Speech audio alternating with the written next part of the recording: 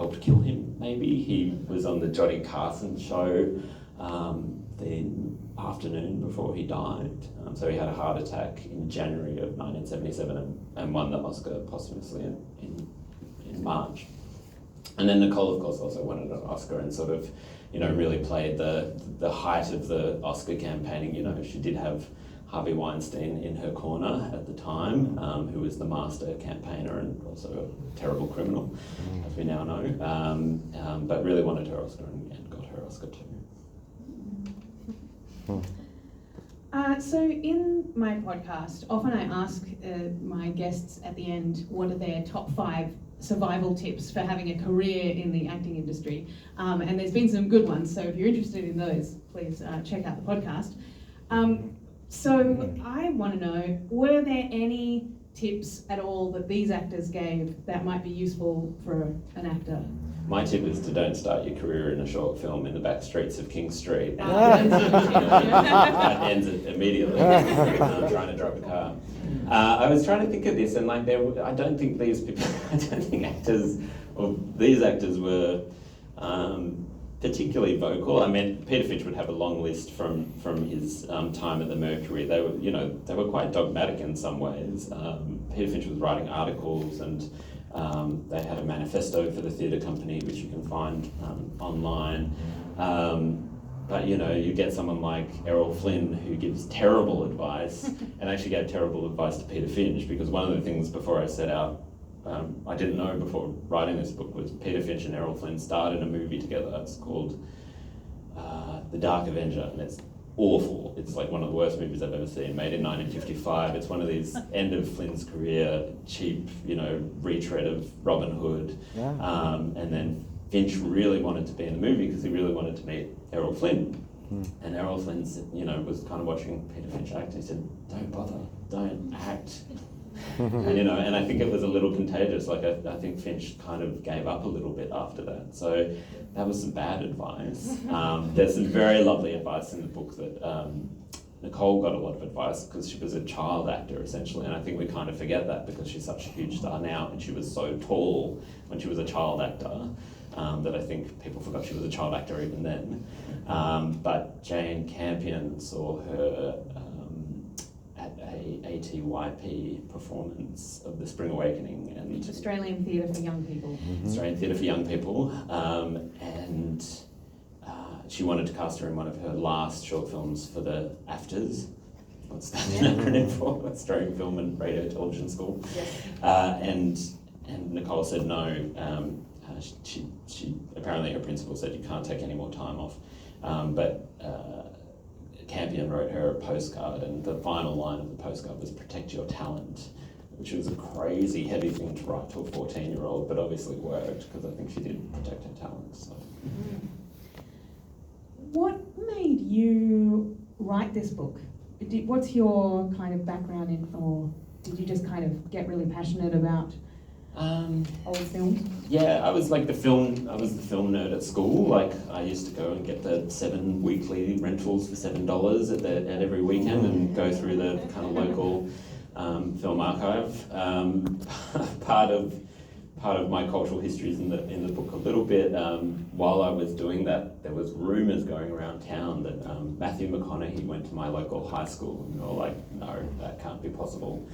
And then 2011, Matthew McConaughey has that rise in his career, and it's sort of the same rise as Australian media getting into clickbait territory, and some digital journalist figures out, I can find out if he went to Gorican High School, and turns out he did in 1988. So there was a bit of film kind of history there locally, and then the book kicked off with Russell Crowe held this exhibition down at Carriage Works in 2018 where he was selling off all of his memorabilia and art collection and guitars to pay for his divorce, and it was called The Art of Divorce. It was very cheeky, and I was fascinated by it. I was just like, this is so amazing, and it was this interesting kind of collection from his life, and it provided really a model for writing a biography of an actor because it put all the films side by side, and he spoke about his life, kind of through that collection. And so I wrote about that, and it's actually the prologue of the book. And then one item in that collection was a costume that Errol Flynn wore, that was a gift that Russell Crowe was given, which he was happy to try and sell. But it was one of the few items and one of the few movie costumes that didn't sell in the auction. And that really loops us back to the start, which was that started me thinking, you know, has there been a depreciation of the value of the stars of yesteryear, and like, do people even know who Errol Flynn is? So it sent me right back to going, okay, maybe I can start this as a book with Errol and see who else I can fit into the next 100 years. Yeah, amazing. I should have mentioned, or maybe should have put in my CV at the beginning there, I actually won the Nicole Kidman Award for acting when I was in primary school. So I haven't even mentioned that. Yeah. Oh my goodness. Thank you. Where did you go to primary school? Thornley West Public School. Oh, right. Yeah, right. And that, so there's no actual connection there. She didn't gift like $1,000 to the school. No, I just got a piece of paper that said that I got the Nicole Kidman Award for acting. That's so cute. That's so cute. I know, I maybe should have put that back on there. Yeah. And finally, you have mentioned future books. Are there future things in the works?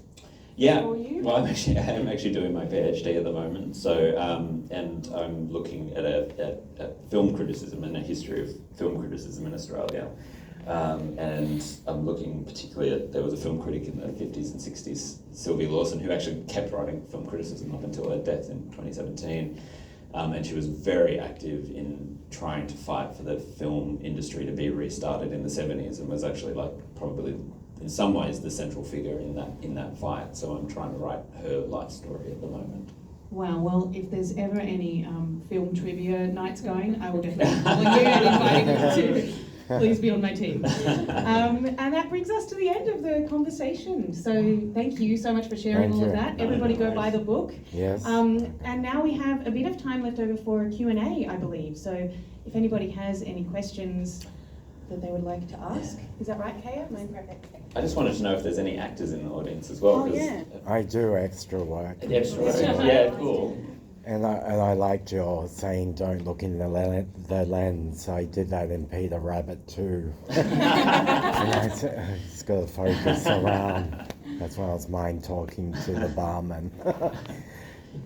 Excluding Gough Whitlam, has there been any prime ministers that have kind of backed the industry? Or how do you see it in 10 years? Yeah, for sure. Actually, that's kind of a hidden part of the book, is I was really interested in the political aspect of it. And, you know, Gough Whitlam was a star in a movie himself. He was Barry McKenzie. He's our movie star Prime Minister. We had an earlier Prime Minister, Billy Hughes, who was in a movie, who apparently was profoundly deaf. When he was in this movie, and they just couldn't stop him from talking, and he was ad-libbing and trying to ended up trying to direct the movie himself. But in terms of the political interests, obviously there was the 1927 Royal Commission. Really, the Second World War kills the Australian film industry, and it then does become the kind of indifference of Menzies and his long run. But really, it was Harold Holt kicked it off. In terms of Harold Holt's idea was, the Australia Council was Harold Holt's idea. Obviously Harold Holt disappears off in the water before the Australia Council got off the ground. John Gordon picks up the Australia Council and goes, I want to go ahead with this, and Gordon actually starts thinking about film as being part of that, part of the council. Gordon gets booted by McMahon, and McMahon starts going on what was called the de-Gordonisation of, and so the policy almost gets killed, and the Australia Council almost doesn't happen, and then Whitlam gets in and revives it. So it is this really interesting kind of like almost passing a baton of Holt to Gordon to Whitlam. I'm sure Holt would have preferred to have actually been there in person to pass it on, but maybe not.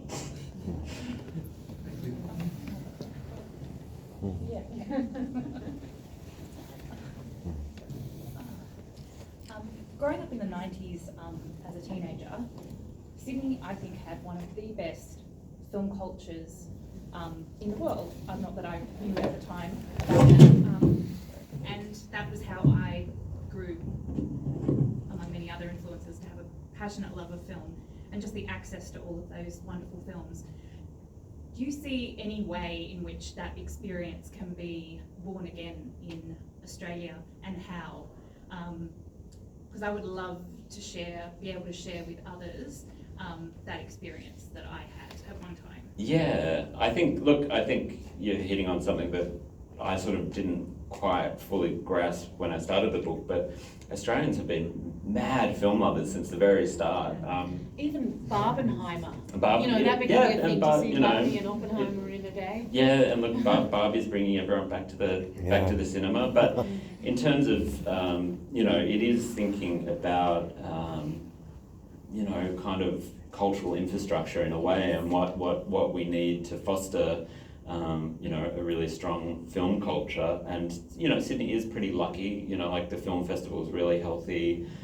We are a UNESCO City of Film, but we don't seem to have an office. And I don't think anyone really maybe knows that we're a UNESCO City of Film. Right, there you go. I think you could potentially write a letter to a government minister saying, can we have an office where we have someone dedicated to thinking about film culture? We've got good, the art gallery has a really strong film program, but we don't have a cinematheque.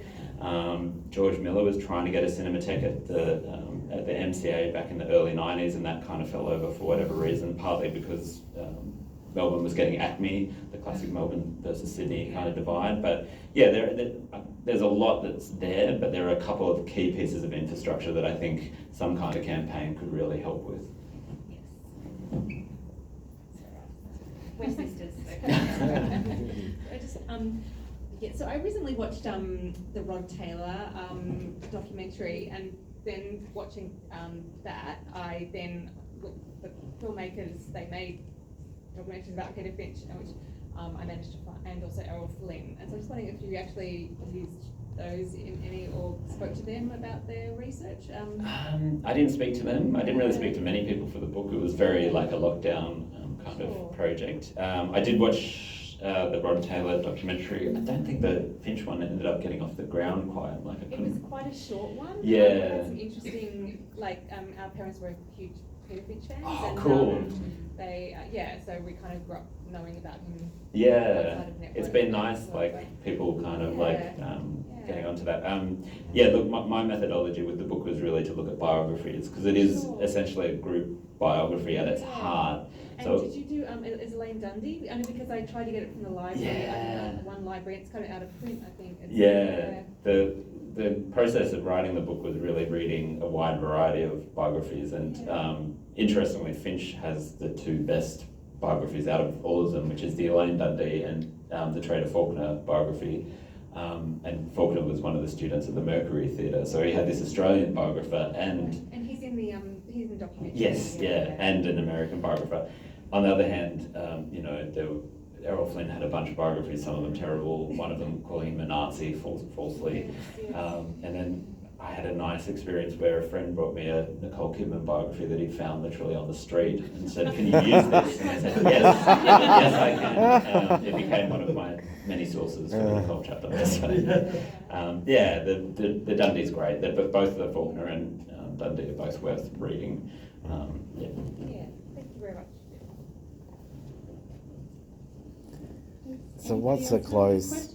Yeah, just one more. What's a close second to Crocodile Dundee? You said that was the greatest Australian. The question was, what's a close second to Crocodile Dundee? Well, I did actually hear, I don't know how true it is, but Talk to Me, which is just out in the States right now, is meant to be hot on the heels, I read. That'd be good. I don't know how true it is of Yeah. Dundee. So Yeah, that'd be good. I think Peter Rabbit has made a lot of movies, but is that an Australian film? Yeah, because the British came over. Yeah, Mad